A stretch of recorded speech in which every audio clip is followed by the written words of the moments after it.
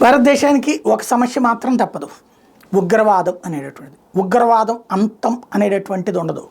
ఉగ్రవాదం అనేటటువంటిది ఉన్మాదం నుండి పుట్టుకొచ్చేది. ఉన్మాదం అనేటటువంటిది మతం అనే పెచ్చతో పుట్టుకొచ్చేది. అది కూడా ప్రపంచవ్యాప్తంగా మతరాజ్యాలు స్థాపించాలనే వాళ్ళతో పుట్టుకొచ్చేది. అమెరికా, యూరప్ దేశాలు కలిసి ఉగ్రవాదాన్ని అంతం చేయగలిగినాయా? ఇరాన్లో ఉన్నటువంటి ఉగ్రవాదాన్ని అంతం చేయగలిగినాయా? ఇరాక్లో ఉన్న ఉగ్రవాదాన్ని అంతం చేయగలిగినాయా? లెబనాను, పాలస్తీనా, యెమెను, దాదాపుగా 25-30 దేశాల్లో ఉన్నది ఉగ్రవాదం. అంతం చేయగలిగినాయా? ఎంత శక్తివంతులు వాళ్ళు. మరి మనకంటే 10 రెట్లు ఉంది కదా, ఎందుకు చేయలేకపోయారు? ఇది భావజాలం. ఈ భావజాలాన్ని అంతం చేయలేం, ఇంకా పుట్టుకొచ్చేదే.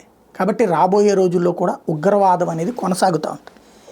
మనకు గుర్తుపెట్టుకోవాల్సిందల్లా ఒకటే, ఉగ్రవాది అనేవాడు ఒక ఉన్మాది. వాడు కన్విన్స్ కాడు, కన్ఫ్యూజ్ చేసే ప్రయత్నం చేస్తాడు, మనల్ని కన్ఫ్యూజ్ చేసే ప్రయత్నం చేస్తాడు.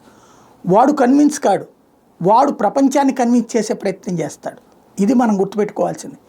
భారతదేశం భవిష్యత్తులోనూ ఫేస్ చేస్తుంది. అయితే ఈ ఉగ్రవాది మన మధ్యన నుండి వాడిక్కడ కొంత ప్రాణాలు తీస్తాడు, మనం వాడి ప్రాణం తీస్తాం.